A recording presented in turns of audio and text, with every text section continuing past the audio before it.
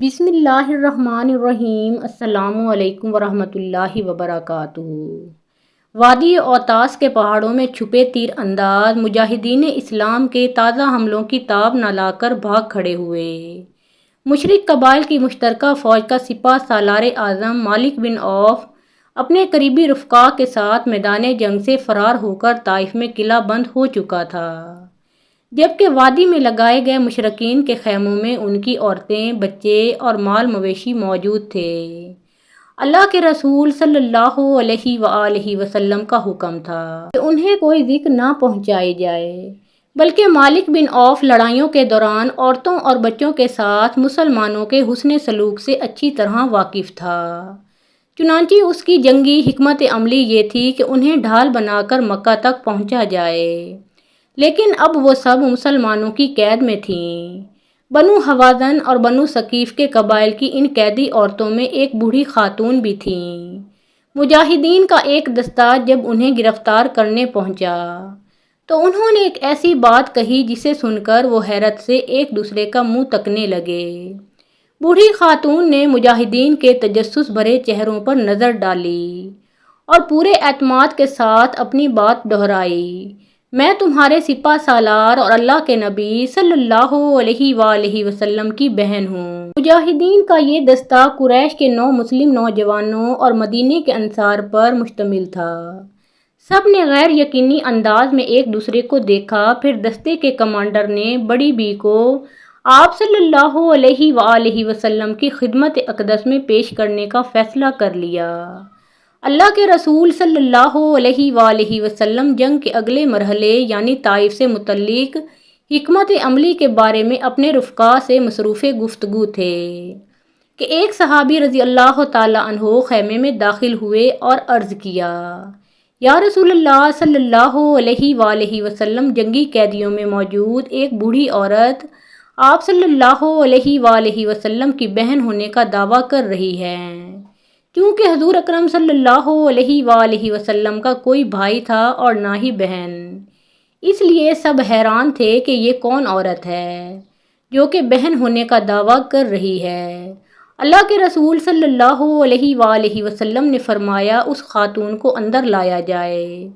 خاتون خیمے میں داخل ہوئیں، آپ صلی اللہ علیہ وآلہ وسلم کی جانب محبت بھرے انداز میں دیکھتے ہوئے پرجوش لہجے میں بولیں، اے اللہ کے رسول صلی اللہ علیہ وآلہ وسلم، میں آپ کی بہن شیمہ بنت حارث ہوں۔ آپ صلی اللہ علیہ وآلہ وسلم نے ماضی کی یادیں ٹٹولتے ہوئے فرمایا، ہاں، بنی سعد میں میری ایک بہن کا نام شیمہ تھا۔ اس پر وہ جلدی سے بولیں، یا رسول اللہ صلی اللہ علیہ وآلہ وسلم، ایک مرتبہ جب ہم لوگ اماں حلیمہ سعدیہ رضی اللہ تعالی عنہا کے گھر کھیل رہے تھے تو آپ صلی اللہ علیہ وآلہ وسلم نے میری پیٹھ پر کاٹ لیا تھا، جس کا نشان آج بھی موجود ہے۔ شیمہ رضی اللہ تعالی عنہا کے یہ جملے ادا کرتے ہی نبی کریم صلی اللہ علیہ وآلہ وسلم کو اماں حلیمہ رضی اللہ تعالی عنہا کے گھر گزرے بچپن کے واقعات یاد آ گئے۔ یہ وہی بہن شیمہ رضی اللہ تعالی عنہا تھیں جو آپ صلی اللہ علیہ وآلہ وسلم کو ہر وقت گود میں لیے پھرتی تھیں۔ ان کی سنائی ہوئی لوریاں، پیار و محبت کی باتیں حضور صلی اللہ علیہ وآلہ وسلم کے ذہن میں محفوظ تھیں۔ سامنے کھڑی شیمہ رضی اللہ تعالی عنہا کے ایک ہی جملے نے بچپن کے گزرے دنوں کی خوشگوار یادیں تازہ کر دیں۔ مکے کے کالے سنگلاخ پہاڑوں کے عقب میں 50 میل مشرق کی جانب زرخیز باغات، سرسبز و شاداب پہاڑوں کے درمیان شفاف چشموں کی گنگناتی لہلہاتی بل کھاتی آبشاروں سے مزین ایک حسین وادی جو کہ طائف کے نام سے معروف ہے۔ یہاں اور اس کے اطراف عرب کے 2 قبائل آباد تھے، ایک بنو ثقیف اور دوسرا بنو حوازن۔ یہ دونوں قبائل نہایت طاقتور، بہادر اور جنگجو تھے۔ ان قبائل کی ایک خاص بات ان کا فصاحت و بلاغت میں دیگر قبائل سے ممتاز ہونا بھی تھا۔ یہ لوگ نہ صرف خالص عربی زبان بولتے بلکہ الفاظ کے تلفظ، ادائیگی اور انداز بیان کی حفاظت بھی کرتے تھے۔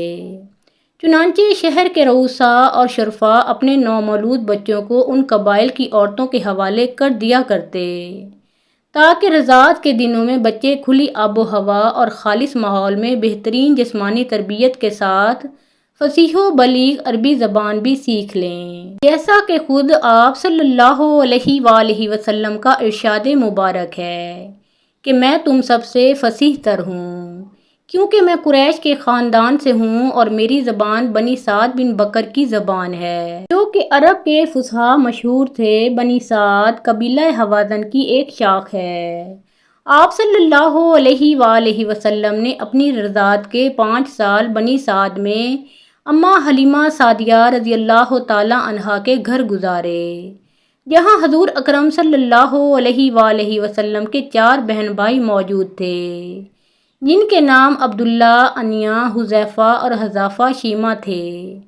حذافہ جو تاریخ میں شیمہ کے نام سے مشہور ہیں، رسول اللہ صلی اللہ علیہ وآلہ وسلم سے 7 یا 8 سال بڑی تھیں۔ شیمہ عربی میں بلند مرتبے والی کو کہتے ہیں۔ شیمہ کے والد کا نام حارث رضی اللہ تعالی عنہ بن عبد العزیٰ اور والدہ کا نام حلیمہ رضی اللہ تعالی عنہا بنت ابی ذؤیب السعدیہ ہے۔ اماں حلیمہ رضی اللہ تعالی عنہا کے صاحبزادے عبداللہ رضی اللہ تعالی عنہ آپ صلی اللہ علیہ وآلہ وسلم سے چند ماہ بڑے تھے۔ رسول اللہ صلی اللہ علیہ وآلہ وسلم کے اپنے تو کوئی بھائی بہن نہیں تھے۔ اماں حلیمہ سعدیہ رضی اللہ تعالی عنہا کے بچے ہی ان کے رضاعی بہن بھائی تھے۔ بچپن کے نہایت قیمتی انمول سال آپ صلی اللہ علیہ وآلہ وسلم نے ان بچوں ہی کے ساتھ گزارے، جہاں حضرت شیمہ رضی اللہ تعالی عنہا نے اپنی محبتوں کے تمام پھول اپنے رضاعی بھائی پر نچھاور کر دیے۔ علامہ حافظ ابن حجر رحمۃ اللہ علیہ اپنی مشہور تصنیف الصحابہ میں تحریر کرتے ہیں کہ شیمہ آپ صلی اللہ علیہ وآلہ وسلم کو ہر وقت گود میں لیے رہتی اور لوریاں دے کر سلاتی۔ اس لوری کا ترجمہ یوں ہے: اے ہمارے رب، ہمارے لیے حضرت محمد صلی اللہ علیہ وآلہ وسلم کو باقی رکھنا تاکہ میں انہیں بھرپور جوان ہوتا دیکھ سکوں، پھر میں انہیں سردار کے روپ میں دیکھوں، اور اے اللہ ان کے دشمنوں اور حاسدوں کو ذلیل و رسوا کرنا جبکہ انہیں دائمی عزت عطا فرمانا۔ حضرت شیمہ رضی اللہ تعالی عنہا شدید گرمیوں کی ایک دوپہر آپ صلی اللہ علیہ وآلہ وسلم کو باہر لے گئیں۔ اماں حلیمہ سعدیہ رضی اللہ تعالی عنہا کو فکر لاحق ہوئی تو وہ انہیں تلاش کرنے باہر نکلیں تو کیا دیکھتی ہیں کہ شیمہ رضی اللہ تعالی عنہا آپ صلی اللہ علیہ وآلہ وسلم کو گود میں لیے یہ اشعار پڑھ رہی ہیں: یہ میرے وہ بھائی ہیں جو میری ماں سے پیدا نہیں ہوئے، اور یہ میرے والد اور چچا کی نسل سے بھی نہیں ہیں، لیکن میں ان پر اپنے معزز ماموں اور چچا فدا کرتی ہوں، اے اللہ ان کی بہتر پرورش فرما۔ اماں حلیمہ سعدیہ رضی اللہ تعالی عنہا نے فرمایا: اے شیمہ، انہیں اتنی شدید گرمی میں لے کر کہاں آ گئی ہو؟ تو عرض کیا: اماں جان، انہیں گرمی نہیں لگ رہی، کیونکہ دھوپ سے حفاظت کے لیے ان پر ایک بادل سایہ فگن رہتا ہے، جب یہ چلتے ہیں تو وہ بادل بھی چل پڑتا ہے، اور جب یہ رک جاتے ہیں تو بادل بھی رک جاتا ہے۔ حضرت شیمہ رضی اللہ تعالی عنہا کہتی ہیں کہ ایک دوپہر ہم بچے گھر سے ذرا دور وادی میں کھیل رہے تھے کہ اچانک 2 نورانی صورت اور لمبی داڑھیوں والے لوگ آئے جو سفید لباس زیب تن کیے ہوئے تھے۔ انہوں نے میرے بھائی حضرت محمد صلی اللہ علیہ وآلہ وسلم کو پکڑ کر زمین پر لٹایا اور سینے پر چھری پھیر دی۔ یہ ہولناک منظر دیکھ کر ہم سب بچے چیختے چلاتے گھر کی طرف بھاگے اور اماں ابا کو بتایا کہ کسی نے بھائی کو نعوذ باللہ قتل کر دیا ہے۔ وہ دوڑتے ہوئے اس جگہ پہنچے تو دیکھا کہ آپ صلی اللہ علیہ وآلہ وسلم بیٹھے ہوئے ہیں، لیکن چہرہ مبارک کا رنگ اڑا ہوا ہے۔ اسی طرح ایک دن 2 یہودی راہب ہمارے گاؤں آئے اور ہمارے بھائی حضرت محمد صلی اللہ علیہ وآلہ وسلم کے بارے میں پوچھتے پوچھتے ہمارے گھر تک پہنچ گئے۔ انہوں نے بھائی کو دیکھا تو بولے: کیا یہ بچہ یتیم ہے؟ اماں حلیمہ رضی اللہ تعالی عنہا کو ان کے اس طرح پوچھنے پر کچھ شک سا گزرا۔ وہ بولی: نہیں، میں اس بچے کی ماں اور یہ ساتھ میں ان کے والد حارث ہیں۔ یہودیوں نے کہا اگر یہ بچہ یتیم ہوتا تو ہم اسے قتل کر ڈالتے۔ اس واقعہ کے بعد اماں بہت ڈر گئی تھیں، چنانچہ وہ حضور اکرم صلی اللہ علیہ وآلہ وسلم کو واپس ان کی والدہ کے پاس چھوڑ آئیں۔ وقت تیزی سے گزرتا رہا، دن مہینوں میں اور مہینے سالوں میں بدلتے رہے۔ حضرت شیمہ رضی اللہ تعالیٰ عنہا کی شادی بنو ثقیف میں ہو گئی تھی۔ اب اتنے عرصے کے بعد بہن کو قیدی کی حیثیت سے اپنے سامنے دیکھا تو فرتے محبت سے آنکھوں سے آنسو جاری ہو گئے۔ بہن کے استقبال کے لیے اٹھے، اپنی چادر زمین پر بچھائی اور انہیں اپنے پاس بٹھا لیا۔ صحابہ کرام رضی اللہ تعالیٰ عنہم کے لیے بہن بھائی کی محبت کا یہ منظر نہایت حیران کن تھا۔ دونوں دیر تک بچپن کی یادیں تازہ کرتے رہے۔ پھر آپ صلی اللہ علیہ وآلہ وسلم نے بہت سا مال، چند اونٹ اور دیگر مویشی عنایت فرماتے ہوئے پیشکش کی کہ اگر وہ چاہیں تو مدینہ ہی میں رہیں، لیکن انہوں نے اپنے گھر جانے کی خواہش کا اظہار کیا، جس پر انہیں نہایت عزت و احترام کے ساتھ چند محافظوں کے ساتھ ان کے گھر روانہ کر دیا گیا۔ بعد ازاں آپ صلی اللہ علیہ وآلہ وسلم نے غزوہ حنین کے دوران گرفتار کیے گئے بنو حوازن کے تمام 6000 قیدی رہا فرما دیے اور ان کا مال وغیرہ بھی واپس کر دیا۔ حاتم طائی کی بیٹی جب قید ہو کر بارگاہ رسالت صلی اللہ علیہ وآلہ وسلم میں آئی تو اس کا دوپٹہ تھوڑا سا سر سے کھسکا ہوا تھا، سر کے چند بال یا ایک بال نظر آ رہا تھا۔ حضور نبی کریم صلی اللہ علیہ وآلہ وسلم نے حضرت عمر رضی اللہ تعالیٰ عنہ کو فرمایا، عمر بیٹی کے سر پر دوپٹہ دو۔ حضرت عمر رضی اللہ تعالیٰ عنہ نے کہا، یا رسول اللہ صلی اللہ علیہ وآلہ وسلم، یہ کافر کی بیٹی ہے۔ تو آپ صلی اللہ علیہ وآلہ وسلم نے فرمایا، عمر بیٹی بیٹی ہوتی ہے، چاہے کافر کی ہو یا مسلمان کی۔ پھر نبی رحمت صلی اللہ علیہ وآلہ وسلم اپنی جگہ سے اٹھ کھڑے ہوئے اور چادر اٹھا کر بچی کے سر پر رکھی اور فرمایا، بیٹا میرے صحابہ آپ کو قید کر کے لائے ہیں، میرے پاس رہنا چاہو تو رہو، واپس جانا چاہو تو جا سکتی ہو۔ وہ لڑکی کہتی ہے، میں واپس جانا چاہتی ہوں، آپ صلی اللہ علیہ وآلہ وسلم پر میرے ماں باپ بھی قربان۔ آپ صلی اللہ علیہ وآلہ وسلم نے صحابہ کرام رضی اللہ تعالیٰ عنہم کی ڈیوٹی لگائی کہ اسے اس کے گھر تک چھوڑ آؤ۔ 2 دن اور 2 راتوں کے بعد آپ صلی اللہ علیہ وآلہ وسلم کے پاک اصحاب رضی اللہ تعالیٰ عنہم دروازے پر پہنچے اور دروازہ کھٹکھٹایا۔ اندر سے عدی بن حاتم یعنی حاتم کا بیٹا باہر آیا۔ جب بہن کو غیر محرم صحابہ کے ساتھ دیکھا تو غصے میں آ گیا۔ پہلا سوال بہن سے پوچھا کہ مسلمانوں کا نبی کیسا ہے؟ بہن بھاگ کر آگے ہوئی، بھائی کے منہ پر ہاتھ رکھ کر کہتی ہے، بھائی غلط لفظ منہ سے نہ نکالنا، میرا باپ بھی میری عزت کی حفاظت نہیں کر سکتا تھا جو محمد عربی صلی اللہ علیہ وآلہ وسلم نے کی ہے۔ اس نے پوچھا، ان صحابہ کا کردار کیسا ہے؟ تو کہنے لگی، نماز کا وقت ہوتا تھا تو یہ نماز پڑھتے تھے، میں نے ان کا چہرہ نہیں دیکھا، انہوں نے میرا نہیں دیکھا۔ بھائی کا غصہ ٹھنڈا ہو گیا، کہنے لگا، اگر مسلمانوں کا نبی اتنا اچھا ہے تو مسلمان کیوں نہیں ہوئی؟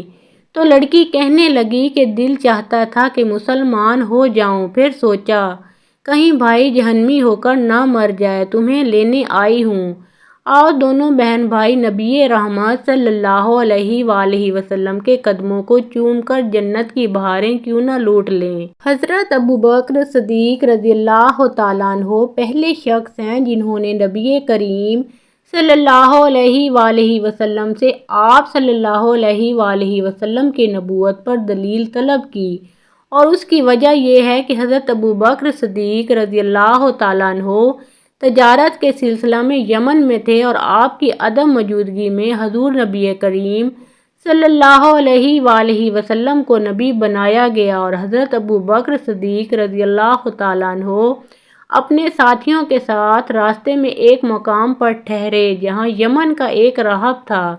راہب نے ان سے پوچھا، کیا تم میں کوئی خطیب ہے؟ انہوں نے کہا ہاں، اور انہوں نے حضرت ابو بکر صدیق رضی اللہ تعالیٰ عنہ کی طرف اشارہ کیا۔ اس نے آپ کو اکیلے ہی اپنے پاس بلایا اور آپ سے کہنے لگا تو کہاں سے آیا ہے؟ آپ نے کہا مکہ سے۔ اس نے کہا وہاں کوئی مدعی نبوت ظاہر ہوا ہے؟ آپ نے کہا نہیں۔ راہب نے کہا مکہ سے میرے پاس ایک تصویر آئی ہے، میں وہ آپ کو دکھاتا ہوں، اگر آپ نے اس سے ملتے جلتے کسی شخص کو پہچانا تو مجھے بتانا۔ سو اس نے آپ کے سامنے وہ تصویر پیش کی تو آپ نے کہا یہ ایک شخص کی تصویر ہے جو محمد بن عبداللہ کے نام سے مشہور ہے۔ راہب نے کہا یہی وہ نبی ہے جس کی دعوت دی گئی ہے اور وہ خاتم الانبیاء ہے، یہ اپنے دشمنوں پر فتح پائے گا اور اس کا دین دیگر ادیان پر غالب آئے گا۔ حضرت ابو بکر صدیق رضی اللہ تعالیٰ عنہ نے کہا ہمیں تو اس کی یہ بات معلوم نہیں، اور نہ اس نے دعویٰ کیا ہے، اور نہ وہ علم میں مشہور ہے، اور نہ ہی اچھا لکھ سکتا ہے، اور نہ اس نے یہود و نصارہ سے میل جول کیا ہے۔ راہب نے کہا یہ بینہ وہی نبی ہے، اور بعض کا قول ہے کہ راہب نے حضرت ابو بکر صدیق رضی اللہ تعالیٰ عنہ سے کہا کہ آپ اس کے بعد اس کے دین کے ماننے والوں پر خلیفہ ہوں گے۔